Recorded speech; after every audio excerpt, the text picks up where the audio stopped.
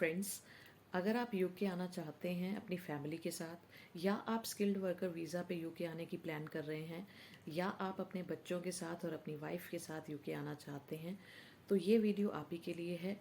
ये family based, अगर आप अपनी फैमिली के साथ यूके आ रहे हैं तो किस किस तरह की प्रॉब्लम्स आपके सामने आ सकती हैं और आपको पहले से ही जिनकी प्रिपरेशन करनी है या पहले से ही प्री डिसाइडेड आपने उनकी तैयारी करनी है, वो चीज़ें मैं आज आपके साथ इसमें डिस्कस करने वाली हूँ।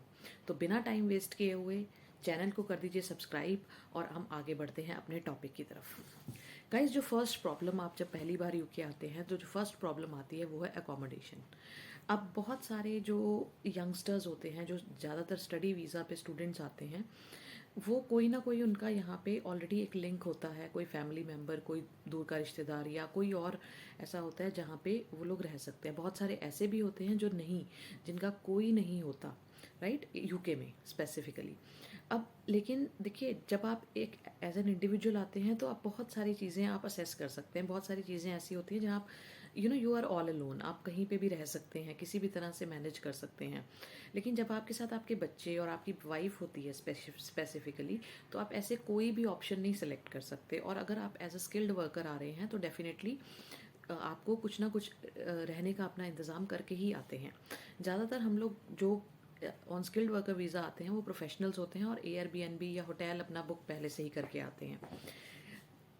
गाइस, जो रियल प्रॉब्लम्स यहाँ पे आपको आएंगी उसमें सबसे बड़ी प्रॉब्लम आएगी अकोमोडेशन की। आपको सबसे पहले जब हम यहाँ आते हैं तो हमारे पास रहने की कोई जगह नहीं होती।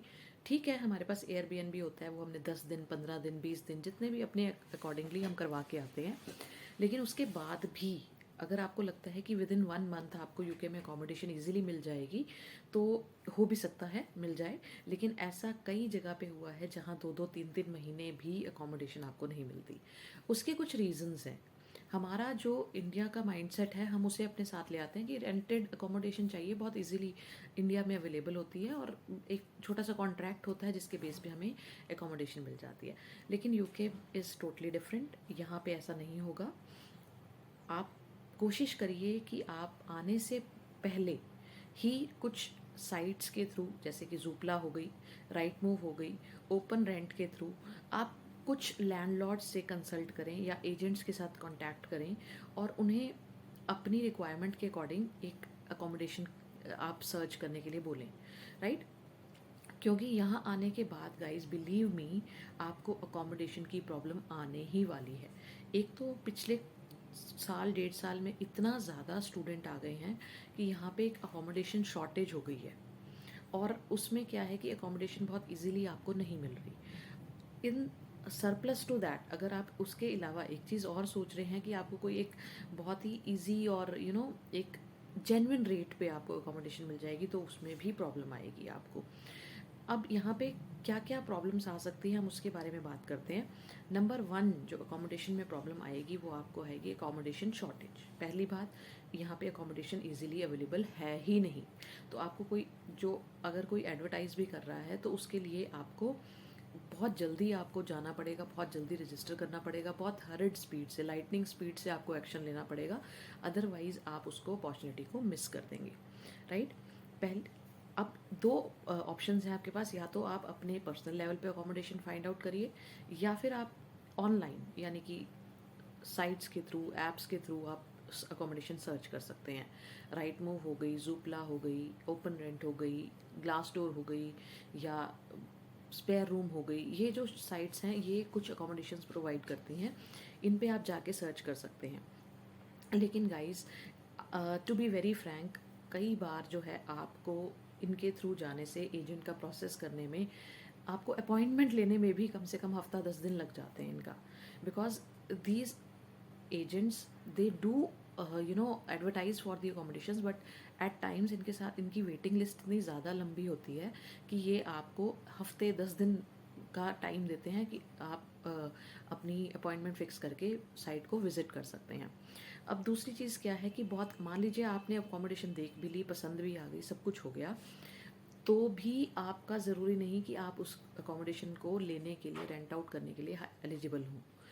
उनके कुछ क्राइटेरियाज होते हैं, कुछ प्रोसेसेस हैं, अगर आप उन पे खरे नहीं उतरते तो वो आपको अकोमोडेशन नहीं देते। अब यहाँ पे जो सबसे बड़ी मेन प्रॉब्लम आती है गाइस, कई बार हम जब इंडिया से आते हैं, बिकॉज ऑलरेडी हम अपना कुछ पैसा लगा के आ रहे होते हैं, तो हम सोचते हैं कि जितना चीप हो सके, because it is just a rented accommodation, we are not buying a house. तो हमारे माइंड में यही होता है कि जितना सस्ते से सस्ता हो, या जितना भी मतलब रीजनेबल एक रेंट हो, बहुत ज़्यादा ना हो हाई, तो हम उस तरीके से हम सोचते हैं। लेकिन गाइज़ यहाँ पे कुछ रूल्स एंड रेगुलेशंस ऐसे हैं जो आपको फेस करने पड़ सकते हैं। जैसे नॉर्मली हम कपल्स हैं और एक बच्चा है अगर, तो उसमें हम ये सोचते हैं कि हम 1 BHK लेके रह लेंगे। गाइज़ यहाँ पे एक रूल ये है कि आप अपने बच्चे को अपने साथ 1 BHK में नहीं रख सकते। आपको, अगर आपके साथ आप कोई किड है, तो उसके लिए एक स्पेयर रूम, सेपरेट रूम आपको लेना ही पड़ेगा। यानी कि 2 BHK के लिए ही आप जा सकते हैं, आप 1 BHK हायर नहीं कर सकते, रेंट आउट नहीं कर सकते। तो ये एक बहुत बड़ा इशू आएगा आपके सामने जब आप इसे एक ऑफिशियल तरीके से आप अकोमोडेशन सर्च करेंगे। 1 BHK आप नहीं ले पाएंगे, ना ही आप स्टूडियो अपार्टमेंट्स, बिकॉज जब हमने आना था तो हम भी यही सोचते थे कि स्टूडियो अपार्टमेंट्स ले लेंगे, बहुत ईजी है, बहुत अच्छे रेट्स पे मिल जाते हैं, फर्निश्ड भी हैं, सब कुछ है। बट देन हमें यहाँ आके पता चला कि आप एक बच्चे के साथ भी, अगर आपके पास एक भी बच्चा है, तो आप उसके साथ ना स्टूडियो हायर कर सकते हैं, ना स्टूडियो ले सकते हैं रेंट पे, और ना ही 1 BHK ले सकते हैं आप। तो आपको कम से कम 2 BHK का रेंट अपने एस्टिमेट करना पड़ेगा, राइट।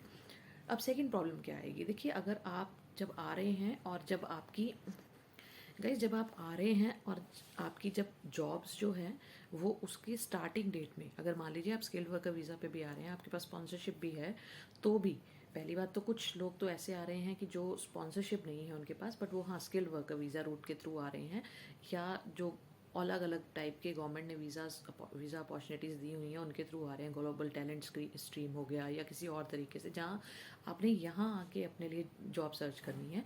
तो उस केस में क्या सिनेरियो होगा गाइज, एक चीज़ मान लीजिए आपकी जॉब भी स्टार्ट हो रही है, तो कम से कम आप प्लान करिए कि 15 से 20 दिन, या हो सके तो 1 महीना प्रायर आप अपनी जॉब से ज़रूर आएँ। अब डेफिनेटली आपको खर्चा पड़ेगा, डेफिनेटली आपको इस चीज़ का एक एक एक्स्ट्रा एक्सपेंडिचर होता है। ये नॉर्मली जब हमारी जॉब मान लीजिए हफ्ते बाद स्टार्ट होनी है, तो हमें लगता है कि एक इससे पहले जाने की क्या ज़रूरत है। 10 दिन 15 दिन का टाइम अपने आप को ज़रूर दीजिए, बिकॉज मिनिमम 15 दिन तो मैं कहूँगी, उससे ज़्यादा ही रखें तो ज़्यादा बेटर है। बिकॉज देखिए, जैसे आपका स्केड्यूल है वैसे ही यहाँ पे सारी जॉब्स का स्केड्यूल है। मंडे टू फ्राइडे जॉब्स होती हैं, 9 to 6 या 9 to 5 उनका ऑफिस टाइमिंग होता है। और अगर आप सैटरडे या संडे किसी को कॉन्टैक्ट करते हैं तो यहाँ पे आपको कोई रिस्पॉन्स नहीं मिलता। तो नॉर्मली हम जब हाउस हंटिंग के लिए निकलते हैं तो हमारे सामने सबसे बड़ी प्रॉब्लम ये आती है कि सैटरडे और संडे ही हमारे पास वीकेंड होता है, और हम सैटरडे संडे को कहीं जाके ढूंढ सकते हैं, घर रह सकते हैं, अनलेस एंड अनटिल आप वर्क फ्रॉम होम नहीं कर रहे। लेकिन सैटरडे संडे सारे ऑफिसेज आपको बंद मिलेंगे, एक्सेप्शंस छोड़ दी जाएं। एक या दो रियलेटिव्स ऐसे हैं जो आपको डेफिनेटली अटेंड करेंगे, बट उनके अलावा अगर मैं बात करूं तो मैक्सिमम ऑफिस जो होते हैं वो 99% ऑफिसेज जो हैं आपको बंद ही मिलेंगे। ठीक है, तो ये आपका एकोमोडेशन का हो गया। अब इसका सॉल्यूशन क्या है? सॉल्यूशन तो गाइस सबसे बेटर तो यही है कि आप वहीं से बुक करके आएँ, आप कांटेक्ट करें एजेंट्स के थ्रू। अगर आपको एक रीज़नेबल एकोमोडेशन मिल जाती है, आप गूगल मैप पे चेक करें अपने ऑफिस का डिस्टेंस, जो एक वर्किंग मेंबर है जिसकी जॉब एक फिक्स्ड है, जो स्किल्ड वर्कर वीज़ा का मेन एप्लीकेंट है, एटलीस्ट आप जो है, बिकॉज यहाँ आने के बाद और बहुत सारी चीज़ें हैं जिनको अभी मैं बताने वाली हूँ, वो और ज़्यादा ऐड हो जाएंगी आपकी प्रायोरिटी लिस्ट में। तो इसलिए आप पहले से ही प्रिपेयर करके आएँ अपनी, एटलीस्ट आपको रहने का पता होगा कि आपने कहाँ रहना है, तो हम बाकी चीज़ों पे वर्कआउट कर सकते हैं। तो फर्स्ट ऑप्शन हो गया कि आप पहले से प्री डिसाइड करके आएँ, प्री बुक करके आएँ हो सके तो। और सेकंड पॉइंट, अगर मान लीजिए फिर भी आप नहीं मिलती, या कुछ ऐसे सर्कमस्टांसेस हो जाते हैं कि नहीं आप वहाँ से बुक कर पाए, या आपको नहीं मिली, आपने यहाँ एयरबीएनबी लिया, होटल किया, उसके बाद आप ढूंढने निकलते हैं, तो कोशिश करिए कि अपने लोकल एरियाज़ में जहाँ पे भी जो आपकी ऑफिस के सराउंडिंग एरिया है, वहाँ जो रेजिडेंसेस अवेलेबल हैं उनके आप डेली एटलीस्ट एक राउंड वहाँ पे ज़रूर लगाएं। कई बार जो है लैंडलॉर्ड्स जो हैं इन एजेंसीज के थ्रू नहीं देते, और वो अपने प्राइवेट लेट आउट करते हैं अपने घर को। उस केस में आपको 1 BHK भी मिल सकता है इजीली, तो वो आपका वहाँ पे रेंट सेव हो सकता है, तो आप वो ट्राई कर सकते हैं। आप अपने एरियाज़ का एक ज़रूर हाउस हंटिंग करें उस एरिया में, और डेफिनेटली कोई ना कोई लेट आउट का बोर्ड या कुछ ऐसा आपको मिल जाएगा जहाँ पे आप डायरेक्ट ओनर से कांटेक्ट करके रूम को या एक फ्लैट आप ले सकते हैं। दूसरी तीसरी चीज़, कई बहुत सारी ग्रॉसरी शॉप्स के अराउंड भी रूम्स के लिए और हाउसेस के लिए या इंडिपेंडेंट पोर्शन के लिए एक एड्स लगी होती हैं यहाँ पे, तो आप वो भी चेकआउट कर सकते हैं, जाके पर्सनली भी पूछ सकते हैं किसी से। तो ऐसा कुछ नहीं है कि सिर्फ हायरिंग एजेंसीज या जो रेंटल एजेंसीज हैं वही आपकी हेल्प कर सकती हैं। आप अगर खुद अपने लोकल एरिया में सर्च करेंगे तो डेफिनेटली कोई ना कोई ऑप्शन आपके सामने आ ही जाएगा। गाइस, ये थी सबसे पहले अकोमोडेशन की बात कि कैसे करना है। अब हम आ जाते हैं सेकंड पॉइंट पे। सेकंड पॉइंट जो है आपका बच्चे की स्कूलिंग। देखिए, जैसे ही आपने घर ले लिया, आपको अकोमोडेशन फाइनलाइज हो गई, तो उसमें बहुत ज़्यादा कुछ आप कर नहीं सकते। जैसे ही आप लैंड होते हैं, जैसे ही आपको एक अकोमोडेशन, एक एड्रेस आपके पास आ जाता है कि यहाँ से आपके बच्चे, तो जो मिनिमम डिस्टेंस पे आपके स्कूल्स हैं आप उनका पता करिए कि कौन कौन से स्कूल्स हैं। आप अपने गूगल मैप्स में नेविगेशन के थ्रू आप चेक कर सकते हैं कि स्कूल्स नियर मी, और वहाँ पे एक लिस्ट आपको शो हो जाएगी, या गूगल पे आप डाल के चेक कर सकते हैं अपने एरिया का कोड, पोस्ट कोड डाल के, और वहाँ से आपको प्राइमरी स्कूल या सेकेंडरी स्कूल जिसमें भी आपका बच्चा पढ़ता है उसकी लिस्ट आपको शो हो जाती है। अब वो जो लिस्ट है आप उसके थ्रू अपने शॉर्ट लिस्ट करिए, पहले खुद विज़िट करिए। देखिए, यहाँ पे जो स्कूल्स का सिस्टम है वो बिल्कुल डिफरेंट है इंडिया से। यहाँ पे आपको कोई एडमिशन चार्जेस नहीं है, आपके कोई आपकी एडमिशन फ़ीस नहीं है, कोई आपका एडमिशन टेस्ट नहीं है। आपको डायरेक्ट एडमिशन है स्कूल में। सिर्फ आपके बच्चे का पासपोर्ट वो ज़रूर लेते हैं आपसे। कोई आपको इंडिया के डॉक्यूमेंट्स, आपको कोई मार्कशीट, कोई ट्रांसफ़र सर्टिफिकेट या कोई स्कूल लिविंग सर्टिफिकेट या कुछ कुछ और, आपको किसी भी चीज़ की ज़रूरत नहीं है। अब यहाँ पे ये चीज़ आपको ध्यान रखनी है कि जब आप ये प्रोसेस कर रहे हैं आप अपना, तो उस केस में आप अपनी भी थोड़ी सी रिसर्च साइड बाय साइड करिए। देखिए, वैसे तो जब आप एक कंट्री छोड़ के आ रहे हैं, बाहर आ रहे हैं, तो डेफिनेटली बच्चे को एक्सपोजर मिलना चाहिए।